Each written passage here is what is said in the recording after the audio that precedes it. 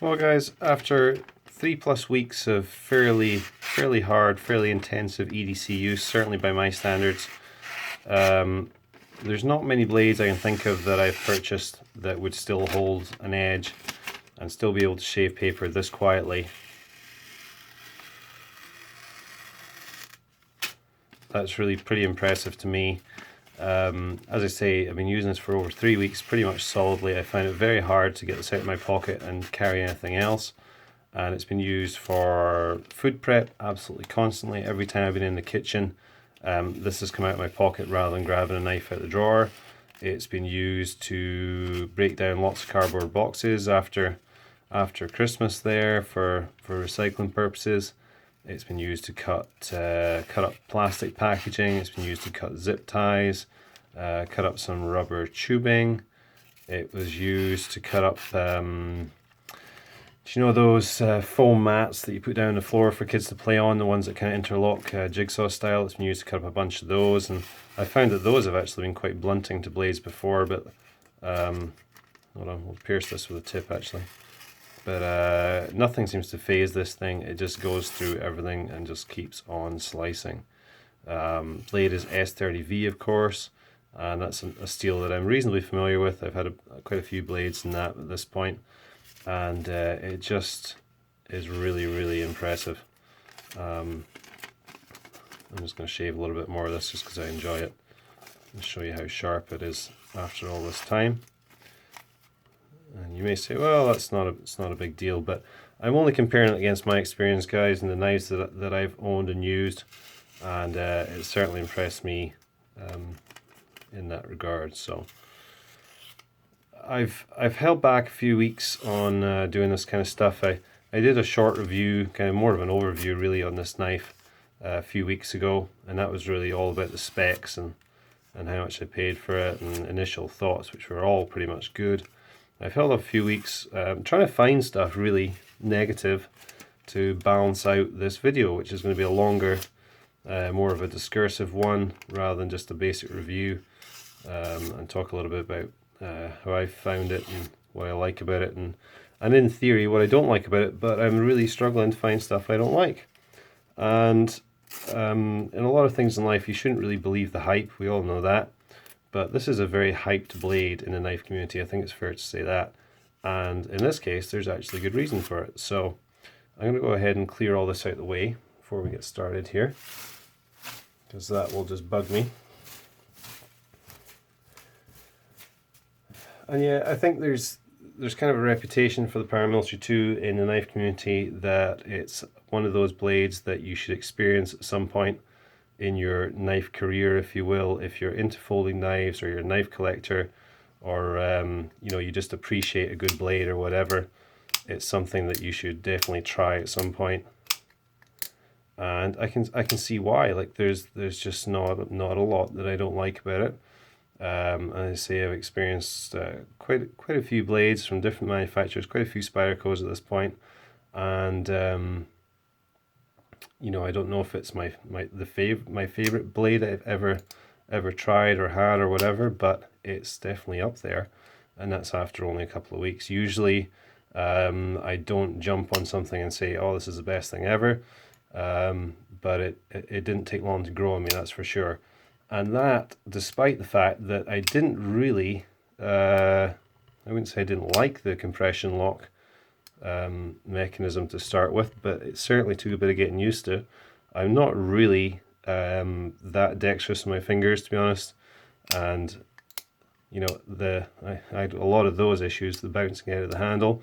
It took me a little while to get into, and you can see I'm still not there. It took me a little while to get into the way of flicking it and get smooth deployments and all the rest of it. And of course it's a little difficult to start because the knife was still just breaking in. It was brand new when I bought it. But now that we're there, it's a lot of fun. And so as I say, I wasn't totally sold on you can see I'm still messing up quite a bit. I wasn't totally sold on the compression lock to start with, but despite that, I was ready to proclaim it as one of my new favorite blades straight away. So definitely lived up to the hype, which is nice, because it's never nice to buy something that you're really looking forward to based on kind of public opinion and then it kind of falls a bit flat for you. So definitely very pleased with it right out of the box. You can see it's still very sharp. This came wickedly sharp to me, and it's been a really great functional blade for me. I find the ergonomics on it are excellent. Good forefinger grip, beautiful contouring to the handle there, just kind of fits your hand perfectly, and your thumb just naturally falls onto that thumb ramp, and you're locked in. The blade to handle ratio on this is not amazing. We'll get into that in a little minute here, but once you're locked in like that, you really have perfect control, and actually you maybe don't want that blade to be any longer, because one thing I do find with some knives, let me just see if I can find the one I'm thinking of.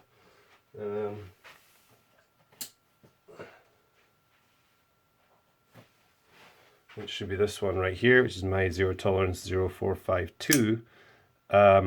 Much as this is a nice contoured, fairly similar shaped handle in terms of how it locks your hand in, much as that feels great in the hand, it feels a little unwieldy with that kind of ridiculous blade out the front there. You have very little control over the tip and this front part of the belly.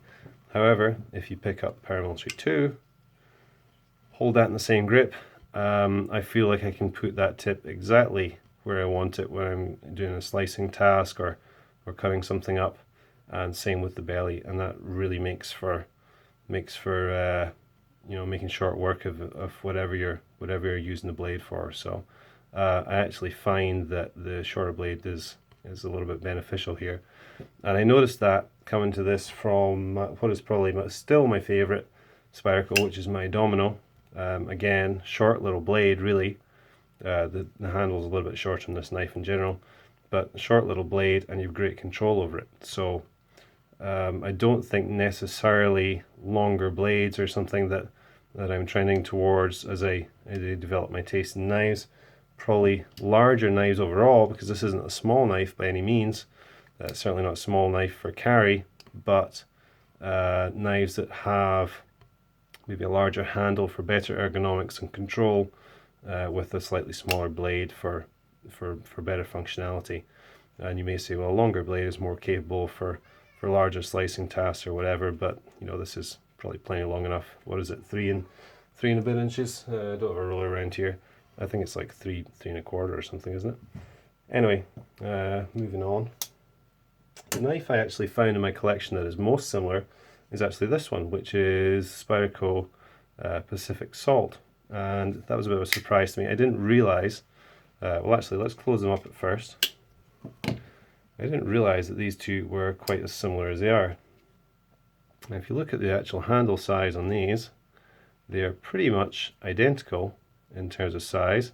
Very similar shape, less ergonomic of course on this cheaper blade with the FRN handle than the G10 kind of carefully contoured Paramilitary, but very similar in terms of handle size. And more interesting comparison when you open them up. This one of course in the H1 rust-free steel, this one S30V of course. Open them up and let's look at blade to handle ratio. That's roughly about the same place there. And look at the size of the blade on the Pacific Salt. Quite a bit bigger, different blade shape of course, quite a bit longer cutting length. Now, as we just mentioned, that can have pros and cons, but I think I actually prefer the slightly shorter blade. Just makes it a little bit more maneuverable, a little bit more easy to handle and to get the results you want with. So I was surprised by how comparable those are. A little bit heavier on here. There's of course the lightweight FRN handle and just a simple lockback design. I do like this knife, but it is just a bit of a beater for me because it's not really that much fun to play with, and you know, whether you agree with this or not, kind of flickability or funness of the knife, if you will. I hate that word. Funness of the knife is kind of a key factor for me. And as I continue to use the Para 2, I find that the funness is getting better because the lock is breaking in. It is now free dropping, and yeah, it is definitely a fun knife to deploy and play with. One of the few knives that I can actually, few Spydercos that I can actually deploy with all 5 digits. Watch as I mess this up here. So that's 4. Index finger is always hardest for me on all knives. Let's see if I can get it. There you go. But yeah, so that's a testament to how smooth it is after only a few weeks of use. I haven't had this apart to polish the washers or anything. A lot of people suggested that. I did think about it, but then I thought, you know what, I'll give it a couple of weeks to see how well it breaks in, how smooth it is, and I'm pretty impressed so far with how it is breaking in. So I'm going to clean this blade up a little bit. There's a little bit of fingerprint magnet. The overall aesthetics of the knife, I always liked. I was never actually that hot on the digi-cam G10. A lot of people quite like it. I was never totally sold on it.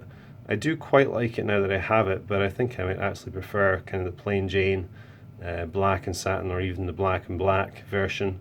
I'm going to show you a few different versions a little bit later on, but it's certainly a cool look. And one of the great things about this knife is it's so, I wouldn't say common, I would say probably say omnipresent. It's such a fixture, if you will, in the knife community, that if you are the sort of person that likes to put aftermarket scales or aftermarket hardware, pocket clips, that sort of stuff in your knives, you look at any supplier of those kind of things, and Paramilitary 2 is usually one of their best served options, just because it is so popular with people who have that kind of tendency in the community, who are kind of into buying slightly higher end production knives and changing them up a bit to make them individual.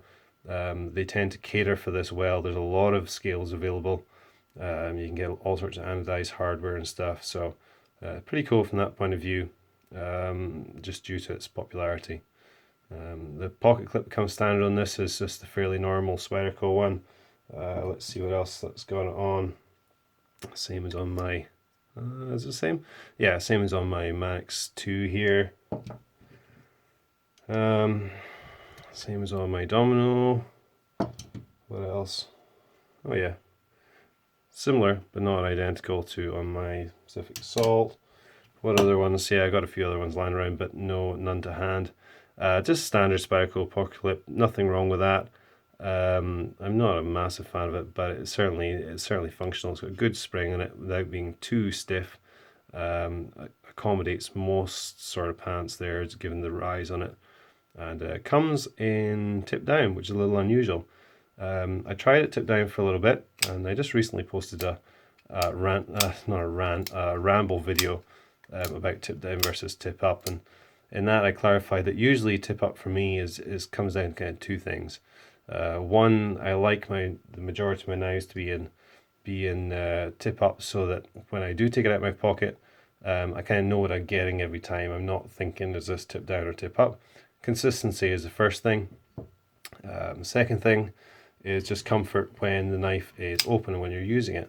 And I find that having the pocket clip up here, it tends to be more uncomfortable up against my index finger than it is back here, sitting in the crook of my hand. Well, not crook, the heel of my hand, I guess. I just don't really notice it back there compared to if I'm gripping down hard up here. So that's kind of the reasoning. I did shift it back fairly quickly, and I don't think I'll ever go back to tip down because I'm quite happy with tip up. So that's just kind of my preference. Yeah, that pocket clip is there. Oversized lanyard tube in the back. I think the overall size of this is big enough that I probably won't put a lanyard on it. Slightly smaller knives, such as my Domino, I will tend to put a lanyard on. I just quite like the look of them, and I quite like them also for being able to pluck your knife out your pocket. But given the size of this, I probably will not put one on, though I do like the look of the oversized lanyard tube. What else has that? The Max 2, I actually have a lanyard on, although I'm not convinced that I like it on here. It has the oversized hole as well, and I think that's a pretty cool look. It's just something that, it's just a small touch, but I do like it. I like the fact that that forms the second standoff, so it's fully open construction apart from stop pin, one standoff, and the lanyard tube. So, but I wasn't really intending this to be like a specifications or bit by bit detailed review. It's more just my thoughts on it, and my thoughts are pretty much all good. So I don't want to just bore you by saying how amazing it is. I had noted in my short review there's a couple of little nicks in the liner here. Let me see if I can find a flashlight here to light these up for you and show you what I'm talking about. So we can get some light here. Now you might be able to see there, just right down in here, there's a little, looks like a little divot out of the top of the liner. Might be able to see it a little bit better on the other side. Slightly larger one on this side. I thought that was a little strange, a little bit weird. The liners are, sorry for all the dust and dirt in there, as you can see it has been carried. Sorry, the liners have been machined out for weight, but I thought it was a little funny there was divots out there. I couldn't really tell if that was damage or if that was probably, my theory was that was probably due to machining, and a couple of other people confirmed that theirs have that too, and that it is indeed to do with the machining process, so that's fair enough. It's not a big deal. You don't notice it the way the liners are nested within the G10 anyway, so that was just something I picked up on initially. Other than that, build quality is excellent. Everything is tight. There is zero blade play up and down, side to side. Blade centering, even after a few weeks of hard use and not prying, but definitely hard cutting through some stiffer material, still dead on center. And the washers, the bushing pivot rather, still very, very smooth, so holding up quite nicely in that regard. Overall aesthetics, yeah, I was talking about, looks pretty cool. I think we should go and look at what is going to be available this year. Now, let's look at the, I don't have the 2016 Spyderco catalogue yet. I know a lot of people have been showing that on YouTube and so on. I don't have mine yet, so I'm going to have to make do with the website for now. As you can see on here, they're listing the MSRP for 2016 as $205 US, which is quite a bit more than you should be able to find it for. I picked mine up for just a little over 100, and usually 100 to 140 I think is pretty typical, whether it's Blade HQ, Amazon, whatever. I will put the Amazon link for all paramilitaries down the box below, so you can go check that out if you want to see current prices. So that's the standard satin and black, which I quite like.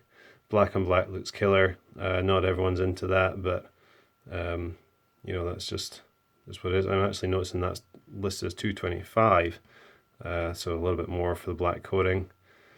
There's my version, which is the digi-cam with satin, again $205. Tactical black blade.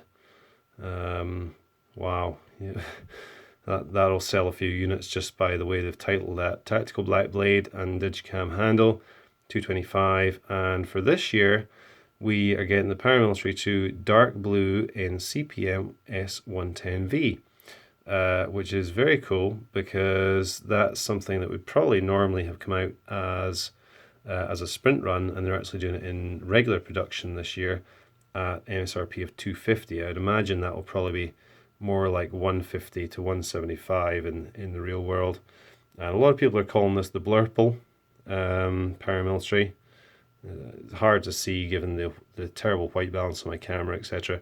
But you can probably tell from that it is dark blue with a very distinct kind of purplish hue to it, hence the Blurple.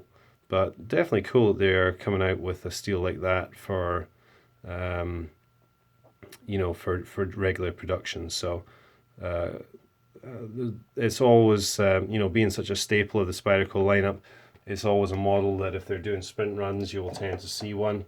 And they do kind of dealer exclusives and stuff. There was recently one, who was it through? Blades Unlimited or something like that. Can't remember, where it was like a fluoro orange G10 with the blacked out blade. I just thought that looked awesome. That was one of the things that kind of rekindled my interest in this knife and kind of kicked my butt again to get out there and actually get hold of one. I saw a great deal on this kind of the base model, if you will, with the digi-cam and the satin. I just thought, you know, I'm going to jump on it, and this is the time to try it. And now that I've tried it, I would have no hesitation in picking up another one. I think it'll just come down to what I see and if there's any particular sprint run or maybe one of those Blurple ones or something. There might be another para in my future. But saying that, I mean, there's so many other knives I want to try and also to own, so who knows. But anyway, guys, I think that'll about do for now. My voice is getting a little bit hoarse. I've made a few videos today. Suffice to say, this thing, it lives up to the hype, absolutely, if not surpasses it. If you have any interest in trying or owning one of these, by all means, go ahead. I have no reservations in recommending it to you. If you're into larger EDC knives, I think you'll love it. If you're just into cool knives to play with, I think you'll like it. If you're into cool looking knives to show to your friends, I think they'll like it. I don't think your mom will like it because it looks pretty mean, but we can't please everyone. So there you go, guys. Paramilitary 2 recommended, review done. Go buy one. Have a great day. Bye.